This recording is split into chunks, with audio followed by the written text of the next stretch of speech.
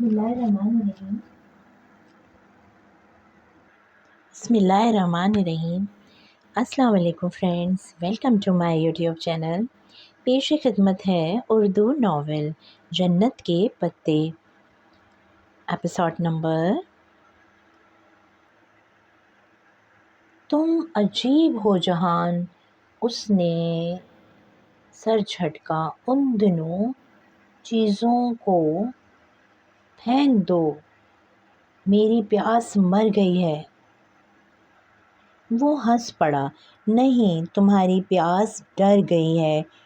फिर शब्दाबाज ने दोनों चीज़ें एक करीबी कचरेदान में उछाल दीं।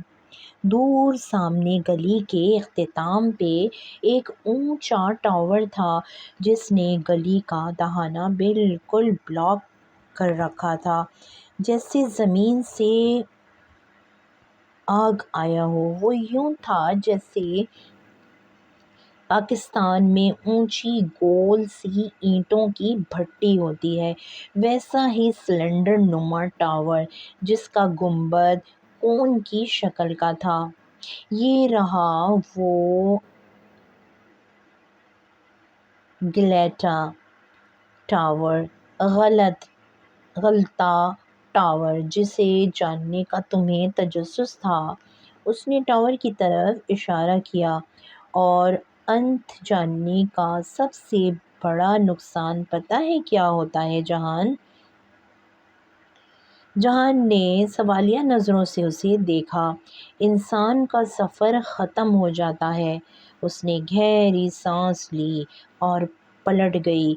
वो शाने उचका कर उसके पीछे हो लिया। तुर्की वालों को सलाम।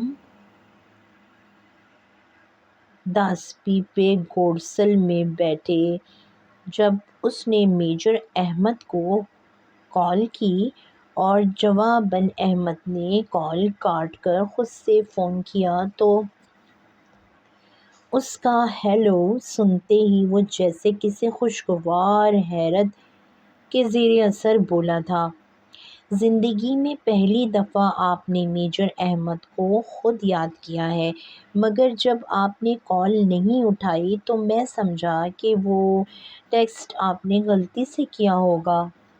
ये बात नहीं है, मैं उस वक्त जहान के साथ थी, सोचा बाद में तफसीली बात करूँगी। अच्छा, वो जैसे चुप हो गया। शायद उसे जहान का ज़िक्र करना नागवार गुज़रा था। मैंने जहान को आपके बारे में बताया, मगर वो आपको नहीं जानता था। क्यों? आपने क्यों बताया? वो बहुत हैरान हुआ। शौहर को इल्म होना चाहिए कि उसकी बीवी किससे बात करती है, वो ज़रा जता कर बोली। जानती थी कि उसका शौहर की बात करना अहमद को बुरा लगता है था। शौहरों का भरोसा नहीं होता, एहतियात कीजिएगा, आप फंस ही न जाएं। गलत काम तो नहीं कर रही हूँ कि फंसूँ। बहरहाल हम काम की बात करें। उसका लहजा बेलचक हो गया। साथ ही जो कुछ बयोक अदा में वो जान पाई थी उसने वो अहमद को बता दिया। मैं वो रिपोर्ट शाया कराना चाहती थी, मगर जहान ने मना कर दिया। रवानी में वो कह गई, फिर एकदम खामोश हो गई।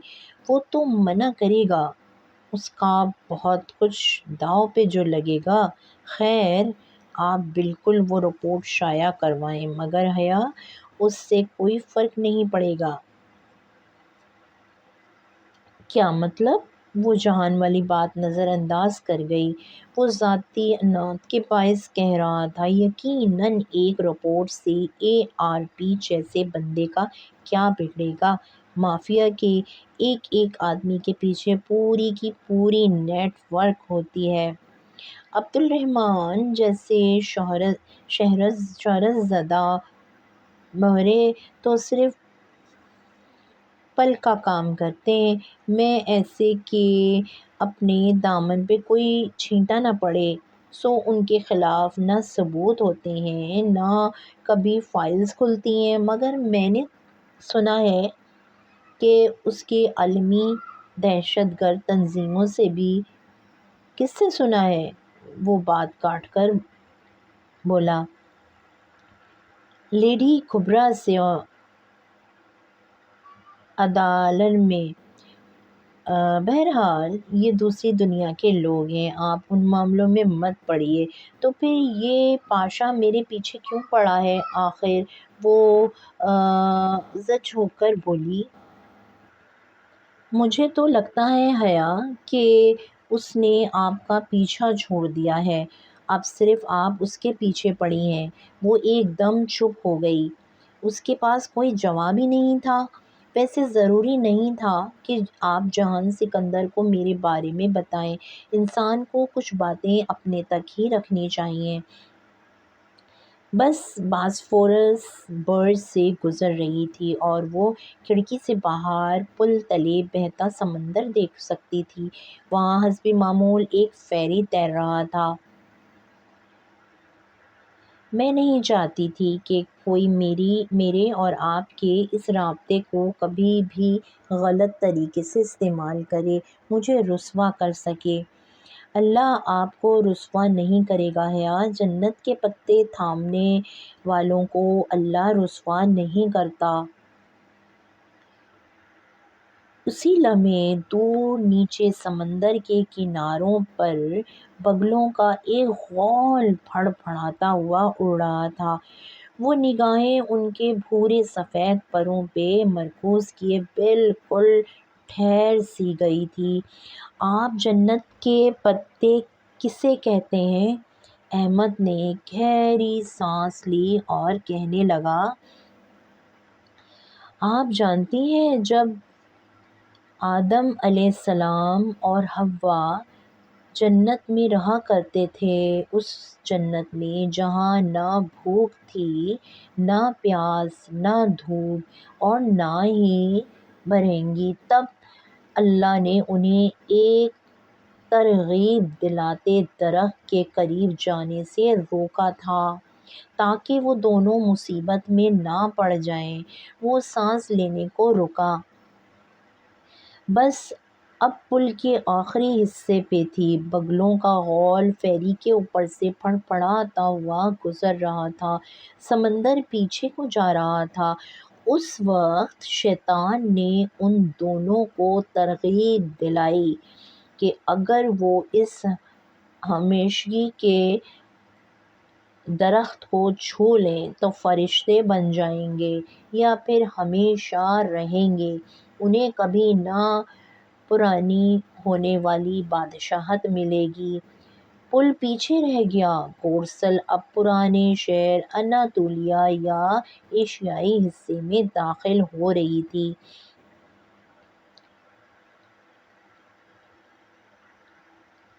وہ ہر شے سے بے نیاز یکسوئی سے سن رہی تھی۔ سو انہوں نے درخت کو چکھ لیا، حد پار کر لی تو ان کو فوراً بے لباس کر دیا گیا۔ اس پہلی رسوائی میں جو سب سے پہلی شے جس سے انسان نے خود کو ڈھکا تھا وہ جنت کے پتے تھے، ورق الجنۃ۔ پرانے شہر کی سڑک پہ کوئی ٹریفک جام تھا، گورسل بہت سست روی سے چل رہی تھی، سڑک کنارے چلتے لوگ اور دکانوں پہ لگا رش۔ اسے کچھ دکھائی نہیں دے رہا تھا، وہ بس سن رہی تھی۔ آپ جانتی ہیں ابلیس نے انسان کو کس شے کی ترغیب دلا کر اللہ کی حد پار کروائی تھی؟ فرشتہ بننے کی اور ہمیشہ رہنے کی۔ جانتی ہیں حیا فرشتے کیسے ہوتے ہیں؟ اس نے نفی میں گردن ہلائی، گو کہ وہ جانتی تھی کہ وہ اسے نہیں دیکھ سکتا۔ فرشتے خوبصورت ہوتے ہیں۔ وہ لمحے بھر کو رکا، اور ہمیشہ کی بادشاہت ملتی ہے، کون ہمیشہ کے لیے امر ہو جاتا ہے؟ وہ جسے لوگ بھول نہ سکیں، جو انہیں مسحور کر دے، ان کے دلوں پہ قبضہ کر لے۔ خوبصورتی اور امر ہونے کی چاہ، یہ دونوں چیزیں انسان کو دھوکے میں ڈال کر ممنوعہ حد پار کراتی ہیں، اور پھل کھانے کا وقت نہیں ملتا۔ انسان چکھتے ہی بھری دنیا میں رسوا ہو جاتا ہے۔ اس وقت اگر وہ خود کو ڈھکے تو اسے ڈھکنے والے جنت کے پتے ہوتے ہیں۔ لوگ اسے کپڑے کا ٹکڑا کہیں یا کچھ اور، میرے نزدیک یہ ورق الجنہ ہے۔ پرانے شہر کی قدیم اونچی عمارتوں پر سے دھوپ رینگ گئی تھی، اور اب چھاؤں کی نلاہٹ ان پر چھا رہی تھی۔ وہ سانس روکے موبائل کان سے لگائے دم سادے بیٹھی سن رہی تھی۔ جنت کے پتے صرف اسی کو ملتے ہیں جس نے ترغیب کو چکھنے کی کوشش کی ہوتی ہے، اور ان کا سفر ان کو خود پہ لگا لینے کے بعد ختم نہیں ہو جاتا، کیونکہ ان کو تھامنے سے پہلے انسان جنت میں ہوتا ہے۔ تھامنے کے بعد وہ دنیا میں اتار دیا جاتا ہے، بخشش مل جاتی ہے، مگر دنیا شروع ہو جاتی ہے۔ اور پھر وہ جیسے دھیرے سے مسکرایا۔ دنیا والوں نے جنت تو نہیں دیکھی ہوتی نا، سو ان کو معلوم ہی نہیں ہوتا کہ جنت کے پتے کیسے دکھتے ہیں، سو وہ ان کے ساتھ سلوک بھی وہی کرتے ہیں جو کسی شے کے اصل جانے بغیر اس کے ساتھ کیا جاتا ہے۔ آپ دنیا میں اترنے کے بعد دنیا والوں کے رویے سے پریشان مت ہوئیے گا۔ وہ خاموش ہوا تو کوئی طلسم ٹوٹا۔ شہر کا ایک بلبلہ جو اس کے گرد تن چکا تھا، پھٹ کر ہوا میں تحلیل ہو گیا۔ تھینکس میجر احمد، وہ گہری سانس لے کر بولی۔ اس وقت کچھ زیادہ کہنے کے قابل نہیں تھی۔ آپ اچھے انسان ہیں، اچھی باتیں کرتے ہیں۔ شکریہ، میں اب فون رکھتا ہوں، اپنا خیال رکھیے گا۔ اس نے فون کان سے ہٹایا۔ اس کا کان سن ہو چکا تھا۔ قدیم شہر کی عمارتوں میں اس کو ابھی تک میجر احمد کی باتوں کی باز کش سنائی دے رہی تھی۔ اناتولین سٹی میں ایک سیمینار ہے، چلو گی؟ ہالے نے روم کے دروازے سے جھانک کر اسے مخاطب کیا۔ وہ جو اپنی کرسی پہ بیٹھی میز پہ پھیلی کتابوں میں مگن تھی، چونک کر پلٹی۔ ابھی تو ممکن نہیں ہے، میرے پورے 2 چیپٹرز رہ گئے ہیں۔ نے صفحے آگے پلٹ کر دیکھا اور پھر نفی میں گردن ہلا دی۔ کار میں پڑھ لینا، کتاب ساتھ لے چلو۔ اتنا ضروری کیا ہے؟ تم پچھتاؤ گی نہیں، لکھ کر رکھ لو۔ ہالے مصر تھی، سو اس نے کتاب ساتھ رکھ لی، پزل باکس بھی بیگ میں ڈال لیا، اور بھنی مونگ پھلی کا پیکٹ جو کلیدیا اسٹور سے لائی تھی ہاتھ میں پکڑ لیا۔ کپڑے ٹھیک ہیں؟ اس نے گردن جھکا کر صبح کے پہنے لباس کو دیکھا۔ گرے اسکرٹ کے ساتھ لائم گرین بلاؤز اور اوپر گرے اسکارف جو ابھی ابھی پن اپ کیا تھا۔ ہاں ہاں ٹھیک ہے، چلو۔ ہالے نے پرس اور چابی سنبھالی۔ یہ اس کا خوش قسمت دن تھا کہ آج اس کے پاس کار تھی۔ وہ سیمینار ہوٹل کے جس ہال میں تھا، وہ ہال سب سے اوپر والے فلور پہ تھا۔ اس کی 2 متوازی دیواریں گلاس کی بنی ہوئی تھیں۔ ہال کھچا کھچ بھرا ہوا تھا۔ لڑکیاں، عورتیں اور بے حد معمر خواتین۔ خالص نسوانی ماحول تھا۔ ان دونوں کو شیشے کی دیوار کے ساتھ جگہ ملی۔ حیا کی کرسی قطار کی پہلی کرسی تھی، سو اب اس کی دائیں طرف گلاس وال تھی اور بائیں جانب ہالیں۔ درمیان میں اس نے مونگ پھلی کا پیکٹ کھول کر رکھ دیا تھا۔ وہی ڈی جے کے ساتھ بیچ کلاس میں کھانے کی عادت۔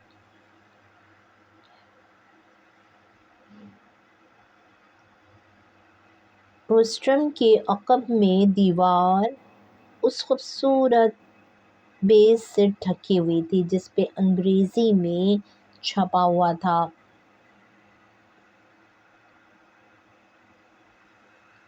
فیس ویل مینڈیٹری اور ریکمینڈڈ، چہرے کا حجاب واجب یا مستحب۔ اس نے 2 انگلیوں اور انگوٹھے کو پیکٹ میں ڈال کر چند دانے نکالے اور منہ میں رکھے۔ وہ اسکارف لے، یہ اس کے تقویٰ کی انتہا تھی۔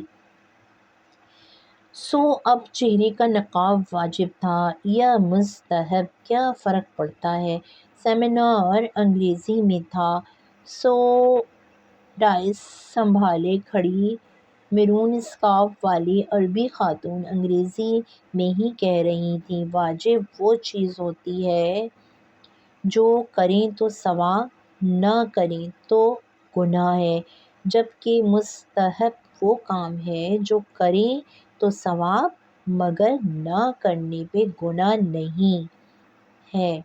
اب اس بات پہ تو سب راضی ہیں کہ لڑکیوں کا سر اور جسم ڈھکنا واجب، لیکن کیا چہرہ بھی ڈھکنا لازمی ہے؟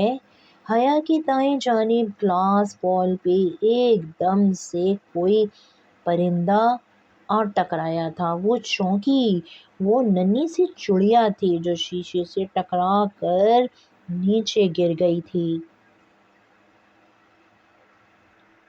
جب میں کہتی ہوں کہ چہرہ ڈھکنا واجب نہیں، صرف مستحب ہے، تو اس کی وجہ وہ حدیث ہے کہ جب حضرت اسماء بنت ابو بکر رسول صلی اللہ علیہ وسلم کے پاس آئیں اور ان کا لباس ذرا باریک تھا، تو رسول اللہ صلی اللہ علیہ وسلم نے فرمایا کہ اسماء جب لڑکی جوان ہو جاتی ہے تو سوائے اس اور اس کے چہرے اور ہاتھوں کی طرف اشارہ کر کے کچھ نظر نہیں آنا چاہیے۔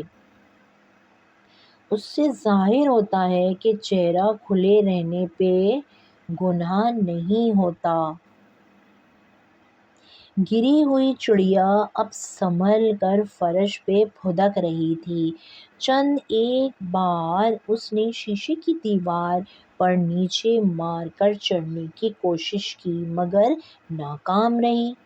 اور پھر جب حج کے موقع پہ ایک لڑکی جو اونٹ پہ بیٹھی رسول صلی اللہ علیہ وسلم سے بچے کے حج کے بارے میں پوچھ رہی تھی اور آپ صلی اللہ علیہ وسلم کے پیچھے کھڑے فضل لاشعوری طور پہ اس لڑکی کے چہرے کو دیکھ رہے تھے، تو آپ صلی اللہ علیہ وسلم نے ہاتھ پیچھے کر کے فضل کا چہرہ دوسری جانب پھیر دیا، جبکہ اس لڑکی کو چہرہ ڈھکنے کا نہیں کہا۔ دوسری طرف آپ صلی اللہ علیہ وسلم کے زمانے میں ازواج مطہرات اور صاحبات جو حجاب اوڑھتی تھیں وہ مستحب کے درجے کا تھا، واجب کا نہیں۔ سو جو آیت سورہ نور میں ہے کہ وہ اپنی زینتیں چھپائیں، سوائے اس کے کہ جو خود ظاہر ہو جائے تو اس میں وہ وہ جو خود ظاہر ہو جائے میں سرما، انگوٹھی وغیرہ کے ساتھ چہرہ بھی شامل ہے۔ چڑیا پھڑ پھڑاتی ہوئی کب اڑ چکی تھی، وہ مونگ پھلی چباتے ہوئے سر اثبات میں ہلاتی مقررہ کو سن رہی تھی۔ وہ مزید چند دلائل دے کر اپنی کرسی پہ واپس جا چکی تھی اور تب تک وہ مطمئن ہو چکی تھی اسے ان کی ساری بات ٹھیک لگی تھی۔ میں ڈاکٹر فریہ سے اختلاف کی جسارت کروں گی۔ ڈائس پہ آنے والے گرے اسکارف والی مقررہ اپنی بات شروع کر چکی تھی۔ وہ دراصل بحث تھی حیا اور ہالے باری باری پیکٹ میں انگلیاں ڈال کر مونگ پھلی نکالتے ہوئے پوری طرح ان کی طرف متوجہ تھیں۔ رہی اسماء بنت ابو بکر رضی اللہ تعالی عنہا والی حدیث، اس کی تشریح تو محرم رشتوں کے لحاظ سے بھی کی جا سکتی ہے کہ رسول اللہ صلی اللہ علیہ وسلم کی سالی تھیں، اور اسی حدیث سے ہم دلیل لیتے ہیں کہ بہنوئی سے چہرے کا پردہ نہیں ہوتا۔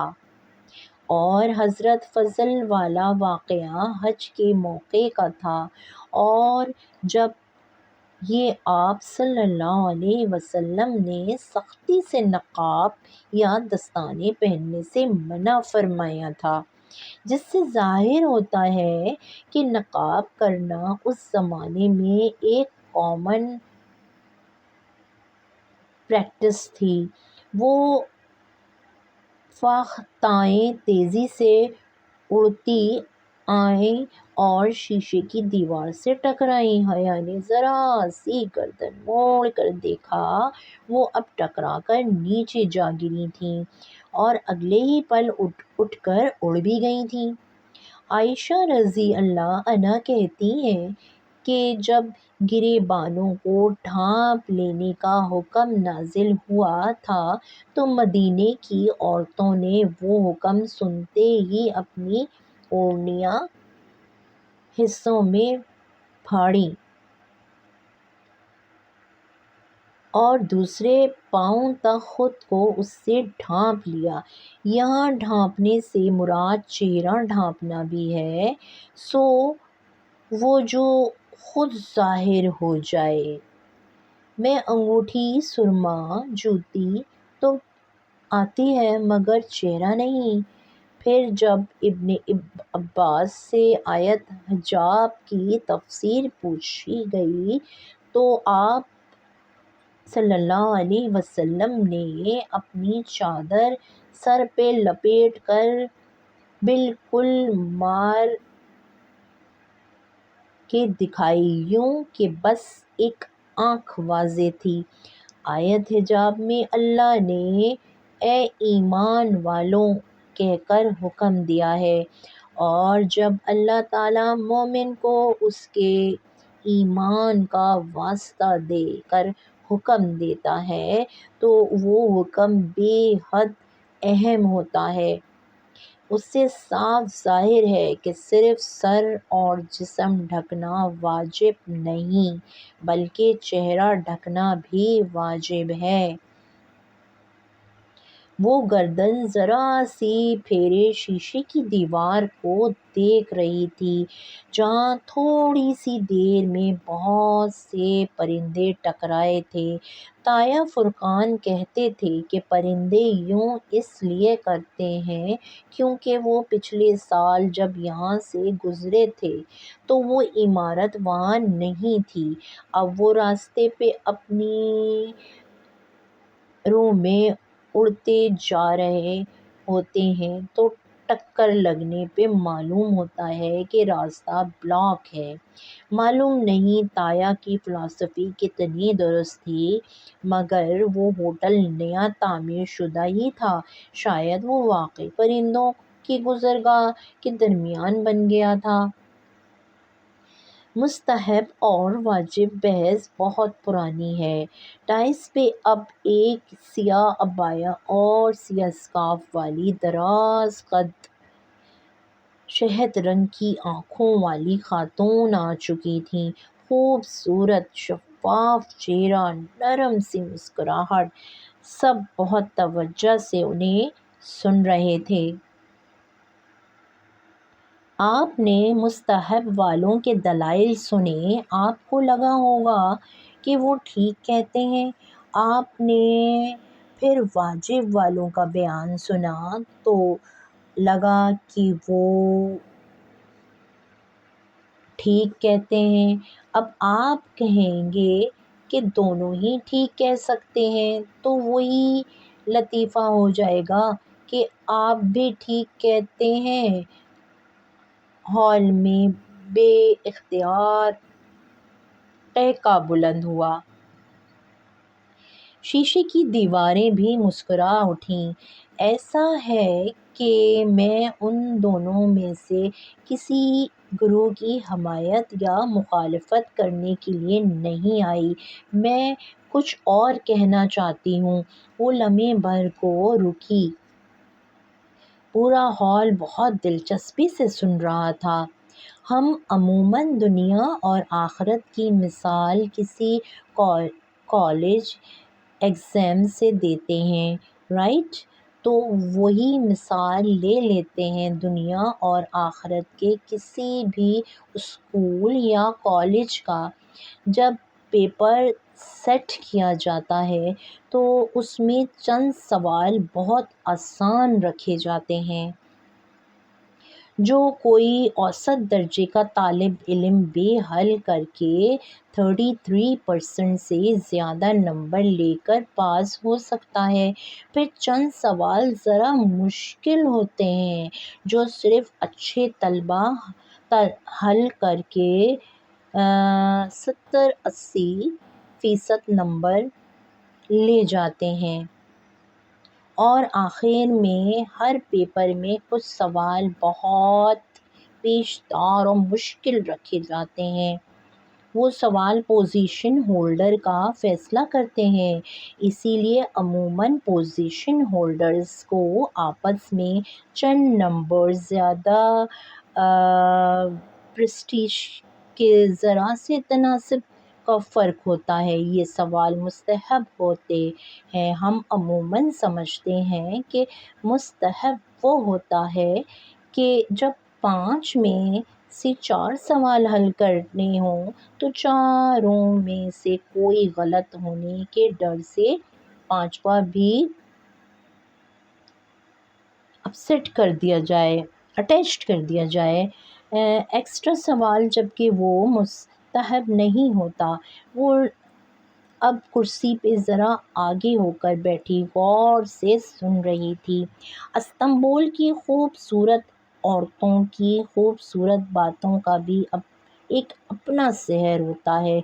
اب ہوتا یہ ہے کہ شفاف چہرے والی ڈاکٹر شائستہ کہہ رہی تھیں کہ اس مسئلے پہ واجب والے مستحب والوں پہ الزام لگاتے ہیں کہ آپ اپنی مرضی کا دین چاہتے ہیں اور خواہشات کی پیروی کر رہے ہیں، جبکہ مستحب والے انہیں کہتے ہیں کہ آپ شدت پسند ہو رہے ہیں۔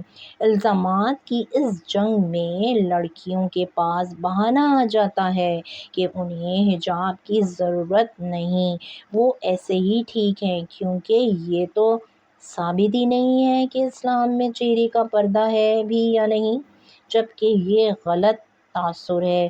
بحث نقاب کے ہونے یا نہ ہونے کی نہیں ہے، بلکہ بحث اس کے واجب یا مستحب ہونے کی ہے۔ آسان الفاظ میں کہتی ہوں، اس پہ یہ سب راضی ہیں کہ نقاب کرنے پہ ثواب ہے، جبکہ اختلافی نقطہ یہ ہے کہ کیا نقاب نہ کرنے پہ گناہ بھی ہے یا نہیں۔ اس نے اسکالر کے چہرے کو دیکھتے انگلیاں پیکٹ پہ ڈالیں تو پوروں نے خالی پلاسٹک کو چھوا۔ مونگ پھلی کب کی ختم تھی، اس نے انگلیاں نہیں نکالیں، وہ ویسے ہی پوری یکسوئی سے اسٹیج کی طرف دیکھ رہی تھی۔ میں سوچتی ہوں کہ تھوڑی دیر کے لیے ہم اختلافی نقطہ یعنی گناہ ہے یا نہیں چھوڑ دیں اور صرف متفق نقطے پہ غور کریں تو اس مسئلے کا حل نکل سکتا ہے۔ گناہ کو چھوڑ دیں، کامن پوائنٹ دیکھیں کہ نقاب کرنا ایک نیکی ہے، بہت بڑی نیکی۔ تو کیا جو چیز مستحب ہوتی ہے اسے فالتو سمجھ کر چھوڑ دیا جاتا ہے؟ جیسے مستحب والے کرتے ہیں، وہ نقاب کو غیر واجب قرار دے کر اس کو ترجیح و تبلیغ کرنا ہی چھوڑ دیتے ہیں۔ ہم سمجھتے ہیں کہ صرف 33% والے جواب دے کر کسی فالتو سوال کے بغیر ہی ہم پاس ہو جائیں گے۔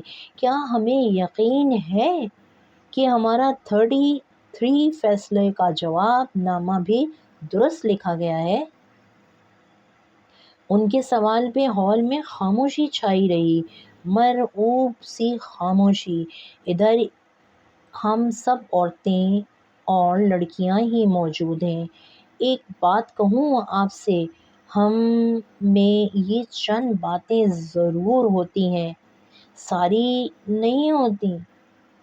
نہیں تو کچھ تو ضروری ہی ہم جیلس ہو جاتی ہیں، کسی کے پیچھے اس کی برائی بھی کر لیتی ہیں، منہ سے جھوٹ بھی پھسل جاتا ہے۔ نمازیں ہم پوری پڑھتی نہیں، جو پڑھیں ان میں بھی دھیان کہیں ہوتا ہے، ان کا بھی پتہ نہیں کتنا 5واں 9واں یا 10واں حصہ لکھا جاتا ہوگا۔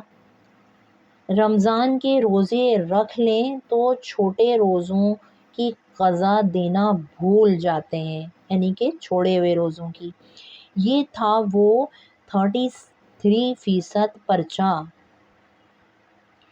یہ کتنا اچھا ہم حل کر رہے ہیں، ہم جانتے ہیں، پھر بھی ہمیں لگتا ہے کہ ہمیں کسی ایکسٹرا عمل کی ضرورت نہیں۔ مائی ڈیئر لیڈیز، جنت صرف خواہش کرنے سے نہیں مل جاتی۔ کیا آپ کو معلوم ہے کہ آدم کی اولاد میں ہر 1000 میں 999 جہنم میں ڈالے جائیں گے اور صرف ایک جنت میں داخل کیا جائے گا؟ یہ میں نہیں کہہ رہی، یہ بخاری کی حدیث ہے۔ کیا ہم اس اعمال نامے کے ساتھ اس ایک میں شامل ہو سکتے ہیں؟ وہ بالکل ساکت بیٹھی بنا پلک جھپکے مقررہ کو دیکھ رہی تھی۔ جہنم کے لفظ نے اس کی آنکھوں کے سامنے ایک فلم چلا دی تھی۔ ہراکلیتس کی دائمی آگ، بھڑکتا آتش دان، دہکتے انگارے۔ آج ہم بحث کرتے ہیں کہ نقاب واجب ہے یا نہیں۔ میں سوچتی ہوں کہ کل کو قیامت کے دن جب ہم ایک ایک نیکی کی تلاش میں ہوں گے، تب ہم شاید رو رو کر کہیں کہ آخر اس سے کیا فرق پڑتا تھا کہ حجاب واجب تھا یا مستحب تھا، تو نیک عمل تھا تو ثواب ہی نہ، تو ہم نے کیوں نہیں کیا؟ انہوں نے رک کر ایک گہری سانس اوپر کو کھینچی۔ یقین کریں میں واجب والوں اور مستحب والوں کسی کی حمایت یا مخالفت نہیں کر رہی۔ میں بس ایک بات کہہ رہی ہوں کہ حجاب کرنا نیکی ہے۔ سوچا ہے آپ اسے واجب سمجھ کر کریں یا مستحب سمجھ کر اسے کریں ضرور، اور اسے پھیلائیں بھی ضرور۔ ہمارے جھوٹ، خیانتیں اور دھوکے ہمارے لیے جو آگ تیار کر رہے ہیں، اس سے دور ہونے کے لیے جو کرنا پڑے کریں۔ اور ایک آخری بات، وہ پھر سانس لینے کے لیے رکی۔ ہال میں اسی طرح مکمل خاموشی تھی۔ آپ حجاب کے جس بھی درجے پہ ہوں، صرف اسکارف لیں یا عبایا بھی لیں یا ساتھ میں نقاب بھی کریں، جو بھی کریں اس پہ قائم ہو جائیں، اس سے نیچے کبھی نہ جائیں، اور پھر اس کے لیے لڑنا پڑے تو لڑیں، مرنا پڑے تو مریں، مگر اس میں سمجھوتا کبھی نہ کریں۔ مجھے نہیں معلوم کہ حجاب واجب ہے یا مستحب، میں بس یہ جانتی ہوں کہ یہ اللہ کو پسند ہے، تو پھر یہ مجھے بھی پسند ہونا چاہیے۔ وہ اسٹیج سے اتری تو ہال تالیوں سے گونج اٹھا۔ گرے اسکارف والی اور میرون اسکارف والی دونوں خواتین متفق انداز میں مسکراتے ہوئے سر ہلا کر تالی بجا رہی تھیں۔ وہ بالکل چپ خاموش سی بیٹھی تھی، دل و دماغ جیسے بالکل خالی ہو گئے تھے۔ جیسے ہی وہ سیاہ عبایا والی ڈاکٹر شائستہ ہمدانی دروازے کی طرف بڑھی، وہ ایک جھٹکے سے اٹھی اور ان کی جانب لپکی۔ میم، وہ تیز قدموں سے چلتے ہوئے ان تک آئی۔ یس، وہ پلٹی، ساتھ ہی وہ ایک ہاتھ میں اپنا فون پکڑے تیز تیز کچھ ٹائپ کر رہی تھی۔ وہ میں بھی کرنا چاہتی ہوں نقاب، مگر اس کی سمجھ نہیں آ رہا تھا کہ وہ کیسے اپنی بات سمجھائے۔ مگر میں کیسے کروں؟ بہت آسان۔ ڈاکٹر شائستہ نے موبائل بیگ میں ڈالا اور پھر آگے بڑھ کر اس کے اسکارف کا سامنے کو گرا دیا، تکونا پلو اٹھایا،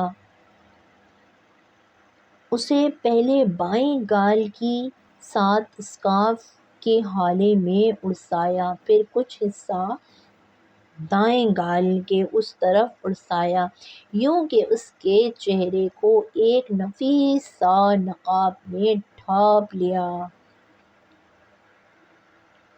بس اتنی سی بات تھی۔ مسکرا کر کندھوں کو ذرا سی جنبش دے کر وہ موبائل نکالنے کے لیے پرس کھنگالتے ہوئے پلٹ گئیں۔ اتنی سی بات تھی، وہ اپنی جگہ منجمد سی کھڑی رہ گئی۔ بس اتنی سی بات تھی۔ اس کا سانس گھٹا، نہ دل تنگ ہوا، نہ ہی نگاہوں کے سامنے اندھیرا چھایا۔